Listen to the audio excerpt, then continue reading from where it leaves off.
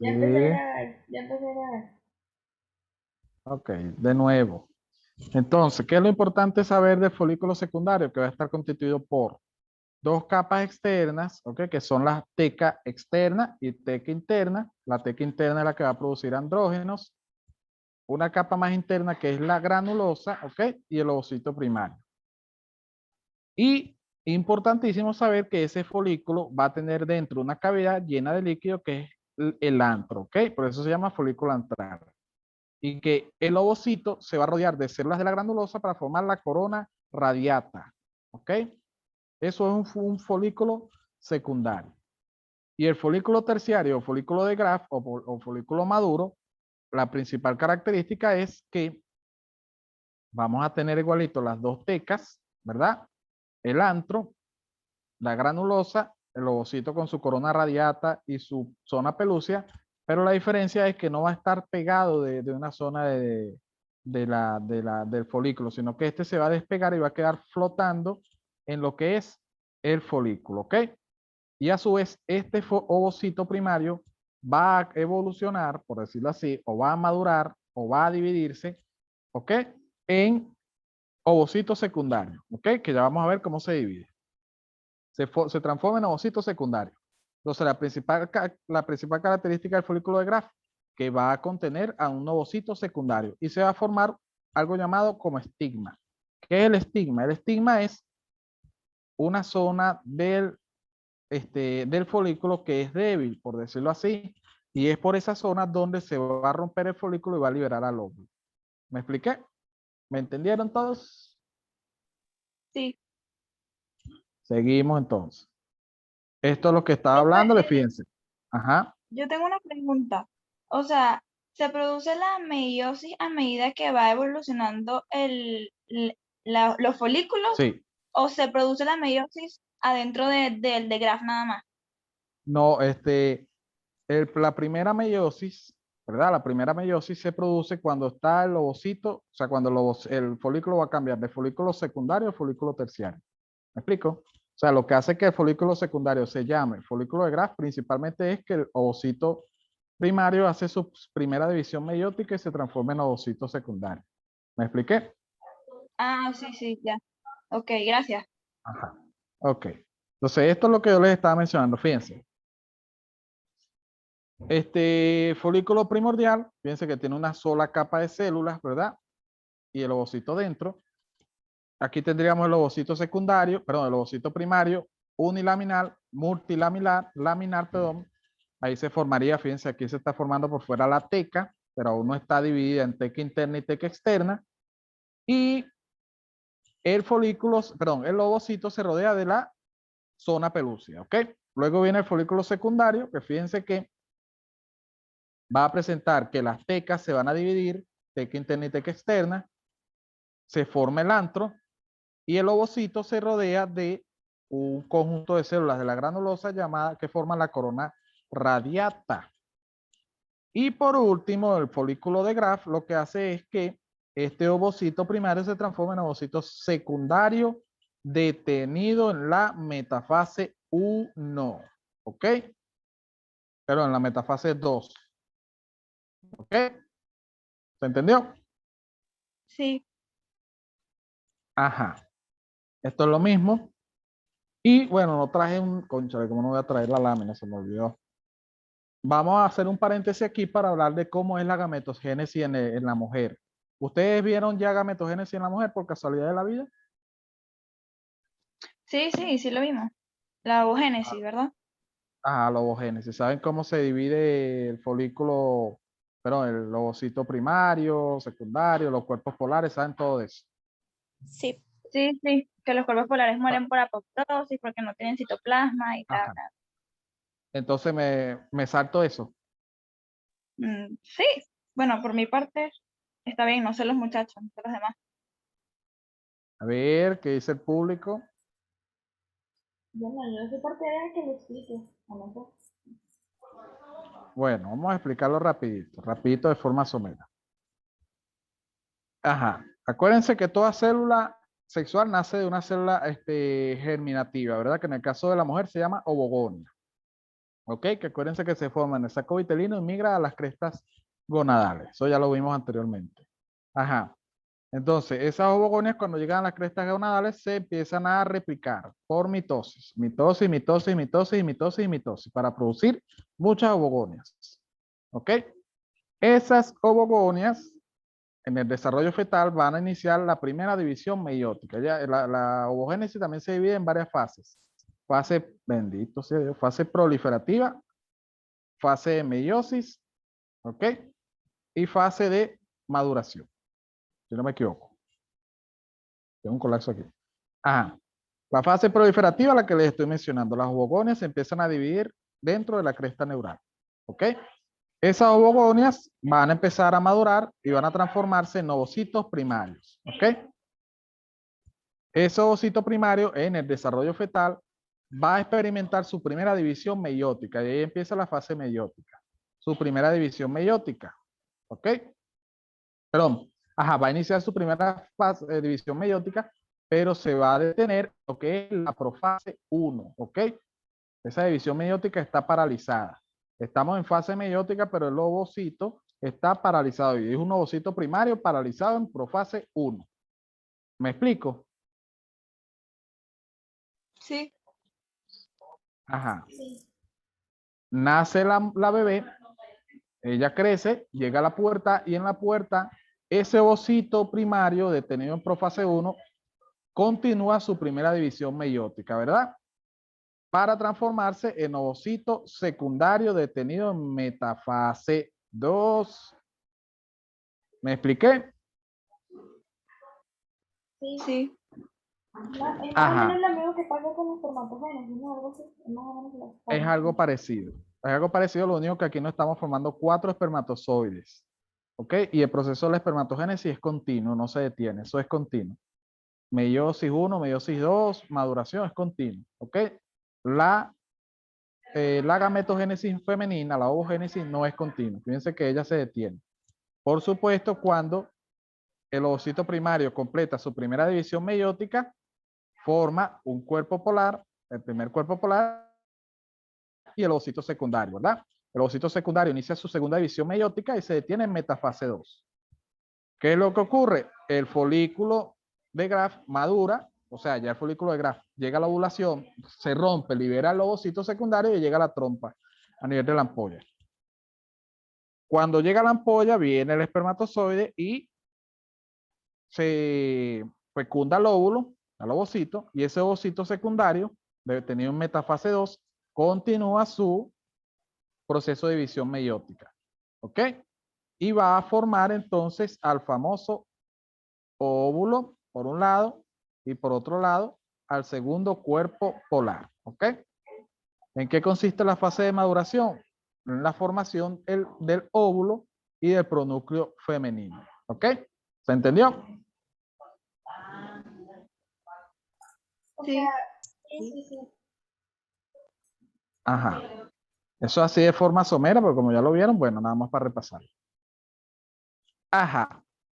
Luego viene la fase ovulatoria. Acuérdense que en la primera fase, en la fase folicular, estábamos produciendo, la mujer estaba produciendo mucha folículo estimulante. ¿Ok? ¿Para qué? Para estimular al folículo a crecer, ¿verdad? Crece, crece, crece, crece, crece. Ah, pero la mujer tiene millones de folículos. Tiene, no me acuerdo ahorita, 400.000 folículos, creo, si no me equivoco. ¿Ok? Pero esos 400.000 folículos, no estoy seguro si son 400.000 o 400 o 4 millones, no me acuerdo. De esos 400.000 400.000. folículos, 400.000, fíjense, 400.000. Esos 400.000 solo va a fecundar, solo va a ovular uno. Los demás van a sufrir a 13. O sea, no es que los 400.000 se desarrollan, no, de esos 400.000, vamos a suponer 100 empiezan a desarrollarse, o quizás menos, no sé cuánto, eso puede variar. Pero el hecho es que empiezan a desarrollarse varios, ¿verdad? Pero solamente uno va a presentar la ovulación. ¿Ok? ¿Cuál es ese? El folículo, pregunta de examen, el folículo que presenta o que va a lograr ovular es el folículo que tiene mayor cantidad de receptores para hormonas folículo estimulantes. ¿Ok? El folículo tiene su membrana, sus capas, ¿verdad? y en sus capas tiene un receptor que es el receptor para hormona folículo estimulante. El folículo que tenga más receptores es el que va a terminar desarrollándose. ¿Ok? Los demás no van a alcanzar el pico máximo de estrógeno y van a sufrir de lo que se conoce como atresia. ¿Ok? O sea, van a degenerarse. ¿Me expliqué? Profe, ya va, y nos puede explicar un poco sobre la atresia, o sea, ¿qué es la atresia, pues? ¿Cómo es que se degeneran, pues? Ujú. Atresia simple y sencillamente lo que es que un cuerpo se degrada, por decirlo así. Es decir, vamos a suponer que esto es un folículo que tiene sus capas, ¿verdad? O bueno, folículo secundario que tiene sus capas. Como él no recibe gran cantidad de estrógenos, ¿ok? Como no está recibiendo gran cantidad de estrógenos, porque, o sea, recibe gran cantidad, pero no los capta por su poca cantidad de receptores, este folículo va a paralizar su crecimiento, él se paraliza. ¿Ok? ¿Y qué es lo que dice nuestro organismo sabio o el organismo sabio de la mujer? Este folículo no va a servir para nada porque no tiene receptores y el flujo sanguíneo se dirige principalmente al folículo que está en pleno desarrollo, que sí se sabe va a desarrollarse. Este folículo, como no recibe irrigación sanguínea, no recibe oxígeno, las células empiezan a morir. Mueren, y el folículo empieza a degenerarse. ¿Se entendió? Sí, ¿Me entendieron todos? sí. Ajá. Entonces, importante eso se pregunta. Luego viene la fase ovulatoria. Ajá, el folículo ganador que logró llegar al folículo de Graf entra en su fase ovulatoria, que acuérdense que es en el día 14 del ciclo reproductivo de la mujer. La fase ovulatoria, la fase folicular, me faltó decirlo, dura de 1 a 13, o sea, dura 13 días, del primero al 13 días. En el día 14 es el día que se produce la ovulación, ¿ok? Y ojo con eso, se me fue la idea. Esto siempre y cuando sea un ciclo de 28 días. El ciclo reproductivo dura 28 días. La mujer ovula en el día 14 siempre y cuando su ciclo ovárico, su ciclo reproductivo sea de 28 días. La mujer que es irregular, que bien sea que tenga un ciclo de 31 días, por ejemplo, puede ovular un poquito más lejos. Y la mujer que tenga un ciclo más corto, es decir, de 26 días, puede ovular un poquito antes. ¿Ok? Pero lo normal es en el día 14. Ajá. Pregunta de examen. ¿Cuándo la mujer, según la ovulación, es más fértil? ¿Ok? O según su ciclo reproductivo. A ver quién sabe. A ver si alguien lo sabe. ¿Cuál fue la pregunta? La tenés que seguir. ¿Cuándo la mujer es más fértil según su ciclo ovulatorio? O su ciclo folicular. Eso nos habían dado. Se supone que se comienza a partir del día Ay, 14, yo creo ¿no? que son, El pico creo que es el ¿Cómo? 15. creo que son 6 días después de, ay, no me recuerdo si, no sé. No sé si son 6 días después o 6 días antes de la menstruación. Son 2 días antes de la menstruación, No, 2 días después de la menstruación. Es decir, la mujer es más fértil en el día 12 y 13 de la menstruación, de la ovulación, del ciclo ovárico, perdón, y es más fértil en el día 15, 16 y se dice que hasta el día 17 a 18. ¿Ok? ¿Me expliqué? No. Repito. ¿Cuándo la mujer es más fértil? 2 días antes de la ovulación o 2 días después de la ovulación. Es decir, puede ser Ya. en el día 12, en el día 13, en el día 15, en el día 16 y hay literaturas que hablan que puede ser día 17 y día 18. ¿Ok? Esto es comprobado científicamente por libros, por la SEGO, por se me fue el nombre del libro, bueno, la SEGO actualizada, que es la que más usan aquí en Venezuela. Comprobó claramente, constantemente, que estos son los días más fértiles de la mujer. Hay quienes hablan que 5, 20, 55 días antes de la ovulación, 56 días después de la ovulación. No. La respuesta es esa. ¿Ok? Porque es en ese momento cuando la mujer produce el moco adecuado, o digamos que sí, el moco adecuado para que el espermatozoide pueda ascender con mayor facilidad hasta la trompa de falopio. Eso es lo que hace a la mujer fértil, ese moco. ¿Ok? Ok. Ah, ok. O sea que pueden ser o 2 días antes o 4 días después. O 4 días después, exactamente. Ah, ok, ok. Ok. ¿Qué es la ovulación? ¿Qué es la fase ovulatoria? La fase en la que el folículo de Graf eclosiona y se transforma, o sea, eclosiona y libera al ovocito secundario. ¿Ok? Y esto se produce gracias a que, escuchen bien, esto es de fisiología, el aumento de estrógeno, ¿verdad? Porque fíjense que el folículo está produciendo estrógenos. El exceso de estrógeno le dice a su vez a la hipófisis, deja de producir folículo estimulante. ¿Ok? Pero la hipófisis va a seguir produciendo luteinizante o va a comenzar a producir luteinizante. ¿Ok? Es decir, el estrógeno le va a decir a la hipófisis, deja de producir FSH y empieza a producir más luteinizante. ¿Ok? Esto hace que el folículo se rompa y libere a los ovocitos secundarios. ¿Me expliqué? O sea, la hipófisis se encarga de la regulación hormonal. Exacto, exactamente. Ese efecto, fisiología, esto se lo van a explicar en fisiología, digo yo, ese efecto que hace el estrógeno se le llama feedback o retroalimentación. ¿Ok? Retroalimentación negativa a la hipófisis con respecto a la FSH. ¿Por qué? Porque le dice a la hipófisis, no produzcas más FSH. ¿Ok? Y retroalimentación positiva a la hipófisis con respecto a la LH. ¿Por qué? Porque el estrógeno le va a decir, aumenta la producción de LH. ¿Ok? Eso se llama feedback o retroalimentación positiva o negativa. Negativa cuando inhibe la producción de una hormona y positiva cuando estimula la producción de una hormona. Por supuesto, esto en este caso se produce porque los estrógenos llegan a su pico máximo, que llega a sus más altos niveles. ¿Me entendieron? Sí. Ok. Eso es de fisiología. Eso no nos interesa ahorita en histología, pero es para que ya lo vayan sabiendo. Ajá.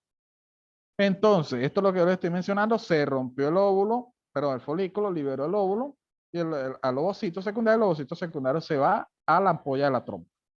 ¿Qué es lo que pasa con las células remanentes de ese folículo? Porque el folículo quedó ahí, ¿verdad? El saco, el folículo quedó ahí. ¿Qué es lo que pasa con esas células? Esas células, gracias a la luteinizante, ¿verdad? Que está produciéndose, va a hacer que las células el folículo, ¿ok? Las células de la granulosa y la teca cambien. Y en lugar de tener receptores para FSH, empiecen a tener mayor cantidad de receptores para hormona luteinizante. Es decir, las células se luteinizan. ¿Ok? Y entonces el folículo cambia y se transforma al llamado cuerpo lúteo. ¿Qué es un cuerpo lúteo? Un folículo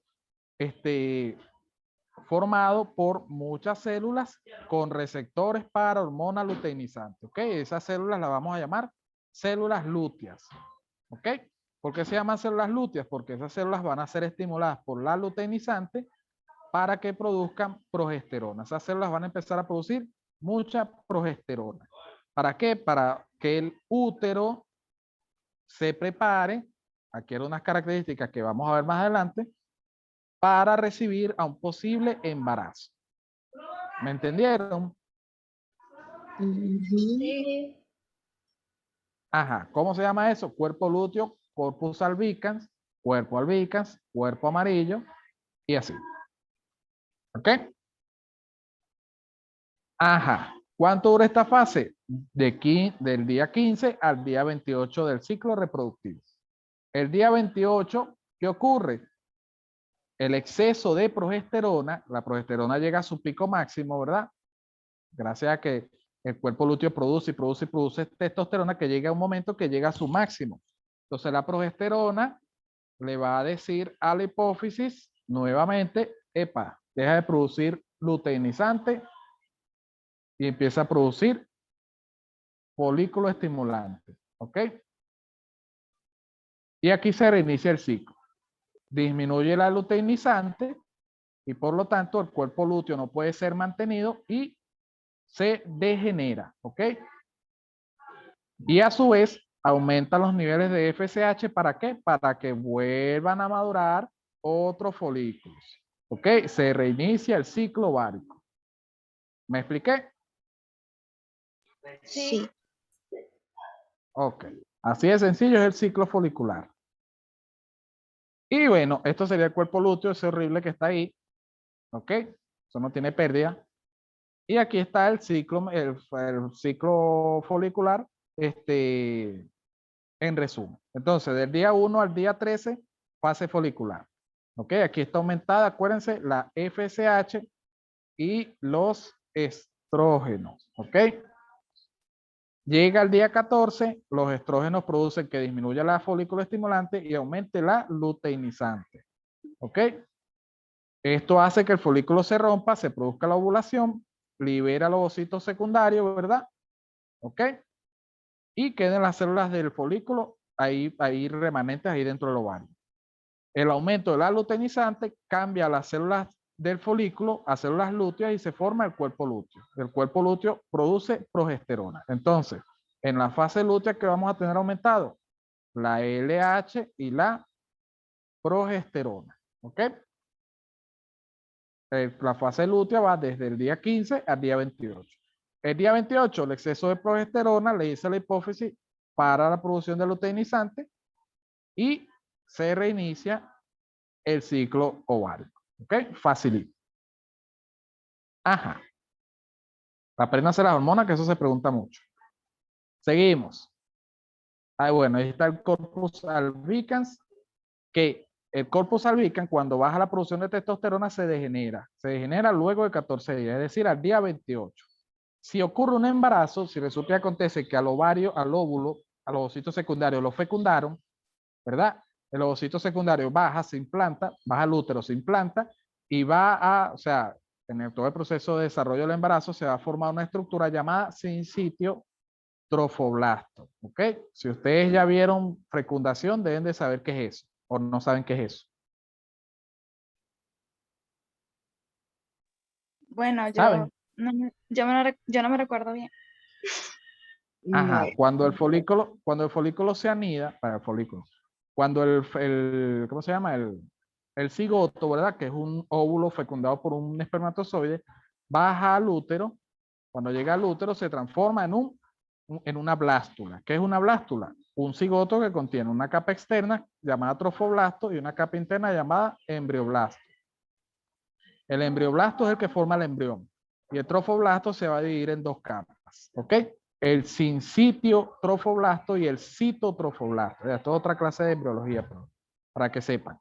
Sincitio trofoblasto y citotrofoblasto. El sincitio trofoblasto es el que va a permitir invadir el útero, ¿ok? Y a su vez el sincitio trofoblasto es el que va a producir una hormona llamada HCG. Hormona gonadotrópica coriónica humana. Hormona gonadotrópica coriónica humana. ¿Ok? Hormona del embarazo. Esta Esa es la hormona lo que que- hace es mantener al cuerpo lúteo, ¿ok? Para que el cuerpo lúteo no se degenere y siga produciendo progesterona. ¿Ok? ¿Me expliqué? Sí. Sí, Ok.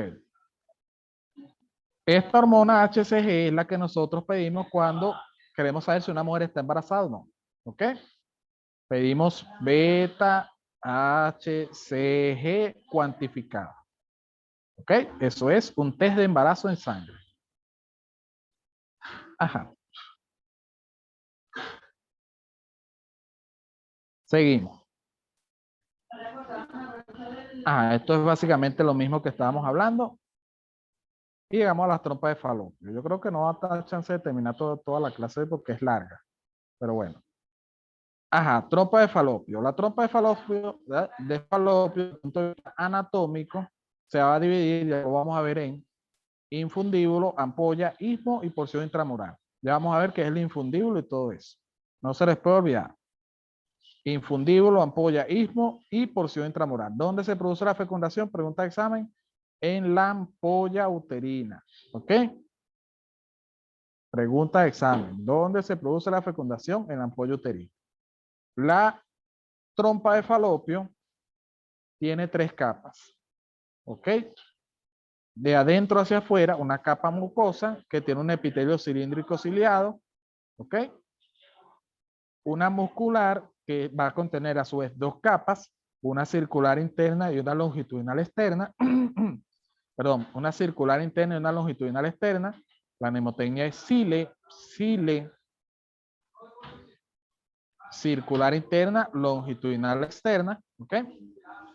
Y una capa más externa que es la adventicia o serosa, que en la trompa lo vamos a llamar mesosalpinx, ¿ok? El mesosalpinx es la capa que recubre a la trompa y que la va a mantener sostenida, la va a mantener ahí en su sitio, ¿ok? Hace lo mismo que el mesovario, mesosalpinx, ¿ok? Entonces, de nuevo, dentro hacia afuera, mucosa, muscular y serosa, ¿ok? Aquí tenemos entonces lo que sería la capa, las capas desde el punto de vista histológico, las capas de la trompa, fíjense. La mucosa con un epitelio cilíndrico ciliado, la muscular, que fíjense que es gruesa, que tiene 2 capas a su vez, una circular interna y una longitudinal externa, y la adventicia, ¿ok? Ajá, la trompa es muy fácil. Entonces, y esto desde el punto de vista anatómico. Esto que está aquí es el infundíbulo, que tiene esos pelitos que están ahí que son fimbrias. Las fimbrias van a ser como unas manos, ¿ok? Fíjense bien, la trompa y el ovario no están conectados, ¿ok? Ellos no están conectados. Ellos solamente tienen este ligamento que está aquí, que es el ligamento salpingo ovárico, ¿ok? Pero ellos no están conectados. Entonces, cuando el óvulo, el ovario, ¿verdad? Libera el óvulo al ovocito secundario, las trompas, gracias a estas fibras, a estos bracitos que tiene aquí, capta el ovario, o sea, lo agarra, y eso permite que el ovocito pase a través de las trompas de falopio, ¿ok? Si no tienen esas fibras, el ovocito queda flotando ahí, no puede ser atrapado por las trompas. Entonces, esto que está aquí es el infundíbulo, que contiene a las fibras. Luego viene una segunda porción que es la ampolla de bata, la ampolla uterina, ¿ok? Ampolla de la trompa. Ahí es donde se va a realizar la fecundación. Ahí se va a parar el óvulo a esperar que el espermatozoide ascienda y fecunde, ¿ok? Luego tenemos el istmo. El istmo es la parte que comunica a la ampolla con la otra porción de la trompa, que es la porción intrauterina, ¿ok? Entonces, infundíbulo con su fimbria, ampolla, istmo y porción intramural. ¿Se entendió? Sí. Ok. Y llegamos al útero, que creo que es lo que vamos a ver por hoy, el último, porque esto es un tema largo. Ajá, el útero. El útero es una estructura, un órgano hueco, músculo membranoso. Músculo membranoso quiere decir que está constituido por músculo y por membranas. Ok, cuando ustedes escuchan la palabra conducto músculo membranoso, es un conducto que está constituido por músculo y membranas. Ok, y que tiene forma de pera. Ese da la forma de pera o forma triangular. Forma triangular de base superior y vértice inferior. ¿Ok? Muy bien. A la base, desde el punto de vista anatómico, lo vamos a llamar fondo. Y al vértice lo vamos a llamar cuello uterino. ¿Ok? Que lo vamos a ver más adelante. Entonces, fondo, cuello uterino. Y el sitio donde se conecta el útero con las trompas de falopio, que es esto aquí, la vamos a llamar cuernos uterinos. ¿Ok? Cuernos uterinos. ¿Dónde se produce la anidación? La anidación se produce bien sea a nivel del fondo o a nivel de las paredes laterales del útero, cerca al cuerno uterino, ¿ok? De la trompa por donde pasó el cigoto, ¿ok? Es decir, si se formó aquí el ovocito secundario, se formó aquí, ¿verdad? Llegó a la ampolla. Fue fecundado a nivel de la ampolla uterina izquierda. Ese va a bajar por ahí, va a bajar por ahí, pasa al útero y se va a insertar, se va a anidar o aquí o aquí, ¿ok? Cercana a la trompa por donde él desembocó. ¿Me entienden eso? Sí, sí. Ok. Seguimos entonces. El útero importantísimo, va a tener de adentro hacia afuera 3 capas. La capa más interna es el fulano endometrio, ¿ok? Que es el que se descama y es el que produce el sangrado menstrual. La capa media es el llamado miometrio. Y la capa más externa es la serosa o perimetrio, ¿ok? Repito, la capa más interna o mucosa es el endometrio, ¿ok? La capa media es la muscular, que es el miometrio. Y la capa externa es la serosa o perimetrio, ¿ok? Que vamos a ir viendo cada una. Entonces, el endometrio. El endometrio es la capa más interna del útero, ¿ok? Y está recubierta o está formado por mucosa. Esa mucosa va a tener un epitelio, que es este epitelio cilíndrico simple, importantísimo. ¿Cuál es el epitelio del endometrio? Un epitelio cilíndrico simple. ¿Por qué es importantísimo? Porque cuando ustedes vean citología, cuando estén en obstetricia, ustedes le van a preguntar cuál es el epitelio del útero. ¿Ok? ¿Por qué? Porque ustedes pueden ver una citología y pueden ver que reporta células cilíndricas, ¿ok? O células provenientes de epitelio cilíndrico. Entonces, cuando ustedes vean eso, ustedes no se tienen que asustar, simplemente tienen que saber que son células que se están descamando del útero. ¿Ok? Entonces, el endometrio, mucosa con epitelio cilíndrico simple. Y ese endometrio va a tener 2 capas. ¿Ok? 2 capas. Una capa que está más cercana a la luz y una capa que está más cercana al miometrio. ¿Ok? La capa que está más cercana al miometrio es la capa basal. Y la capa que está más cercana a la luz es la capa funcional. La capa funcional es la que se va a descamar, se va a desgarrar cuando la mujer menstrua. ¿Ok? Cuando se produce el sangrado menstrual, ese sangrado menstrual se produce porque esta capa se necrosa. ¿Ok? Muere. Esta capa muere, en pocas palabras, muere. Y una vez que muere, eso produce la salida de sangre a través de la vía vaginal, ¿ok? Y la capa basal va a permitir que una vez que esta capa se degrade, se descame, esta capa basal empieza a proliferar y repara la capa funcional, ¿ok? ¿Me expliqué? Sí, sí. Ajá. Eso es importantísimo, eso es importantísimo. Y la mucosa va a contener estas arterias que son las arterias arqueadas, ¿ok? Que van a tener una característica y es que cuando están en la capa basal ellas son rectas, pero a medida que van pasando por la capa funcional ellas se van enrollando, ¿ok? Ya vamos a ver por qué es importante saber que ya se van enrollando. Bueno, eso no sé si lo damos hoy. Ajá. Y aquí es lo que les estoy mencionando, fíjense. Capa, a ver, loco. Ajá, aquí estamos. Capa funcional, capa basal. Esta es la que se descama, esta es la que regenera la otra capa, ¿ok? Fíjense, esto que ven aquí son las arterias arqueadas. Las arterias arqueadas son rectas en la capa basal y son enrolladas en la capa funcional. ¿Qué es lo que pasa en la menstruación? Estas arterias se enrollan tanto que se comprimen y entonces no le va a llegar oxígeno a la capa funcional. Como la capa funcional no le llega oxígeno, se desprende, se necrosa y se empieza a desprender. Y cuando se desprende, desgarra o rompe estos vasos sanguíneos enrollados y eso es lo que produce la salida de, o sea, lo que produce la sangre o el sangrado menstrual. ¿Ok? Y la basal, ellas, cada vez que esto se degenera, ella se empieza a, otra vez, a regenerar la capa funcional. Entonces, como esta capa basal, esta capa funcional, tiene nervios, tiene nervios, ¿verdad? Cuando ella se necrosa y se desprende, excita esos nervios y eso es lo que produce el dolor menstrual, ¿ok? Es por eso que las mujeres, cuando le viene la menstruación, andan todo torcidas del dolor, ¿ok? Y estas capas, estas 2 capas tienen estas glándulas que están aquí, que son las glándulas endometriales. ¿Cuál es la función de las glándulas endometriales? Cuando una mujer no está embarazada, no cumple ninguna función, ¿ok? Cuando una mujer está embarazada, estas glándulas empiezan a producir mucha secreción, ¿ok? Esa secreción es rica en fructuosa. ¿Para qué? Para mantener nutrido al embrión, ¿ok? ¿Se entendió? Sí. Ok. Luego tenemos el miometrio. El miometrio está constituido por 3 capas, ¿ok? 2 capas longitudinales, una longitudinal interna y una longitudinal externa, y una capa media circular. ¿Ok?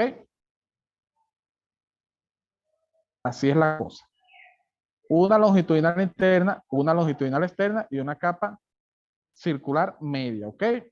Que bueno, eso en obstetricia van a ver que esas capas cambian, se vuelven más longitudinales, eso desencadena triple gradiente descendiente, eso es otra cosa. Lo importante ahorita es que sepa que son 3 capas. Y el miometrio es lo que llaman músculo endometrial, y ese endometrio, cuando la mujer está menstruando, se contrae, ¿ok? ¿Para qué se contrae? Porque es como que si fuese una bomba. Él se contrae para tratar de que salga del útero todo esa capa funcional necrótica y toda la sangre que se está acumulando. Es otra razón por la que las mujeres presentan dolores cólicos durante la menstruación, porque el miometrio está contrayéndose para tratar de expulsar toda esa suciedad que está ahí adentro. Y aquí lo tenemos. Endometrio, miometrio y perimetrio. ¿Okay? Y por último, la serosa adventicia. La serosa adventicia va a estar constituida por peritoneo, ¿ok? Peritoneo visceral. Ese peritoneo forma una especie de ligamento que va a mantener fijo al útero, es lo que mantiene al útero ahí parado, que no camine ni para arriba, ni para abajo, ni que se mueva para adelante, ni para atrás, ni para ningún lado. Ese ligamento es el fulano ligamento ancho. Pregunta de examen. ¿Qué mantiene fijo al útero en la pelvis? Son 750 ligamentos, pero el más importante es el ligamento ancho. ¿Cómo se forma el ligamento ancho? Como un repliegue del peritoneo. ¿Ok? Eso es lo más importante que ustedes sepan. Aquí lo estamos viendo. Esto que ustedes ven aquí es el ligamento ancho, que se abre como un ala, ¿ves? Desde el borde, de los bordes laterales del útero, perdón. Desde ahí va a las paredes laterales de la pelvis. Y eso es lo que va a mantener fijado al útero ahí. Eso es lo que le va a decir al útero, usted no se va a mover de aquí, usted se va a quedar ahí tranquilito. Bien. Lo vamos a dejar hasta aquí, porque esto que viene es larguísimo, esto hay que explicarlo con calma, poco a poco, para que ustedes puedan entenderlo. ¿Ok? Y todavía faltaría cuello del útero, vagina, vulva y mamas. ¿Ok? Entonces lo vamos a dejar hasta aquí, lo vamos a ver en la próxima clase. ¿Les parece?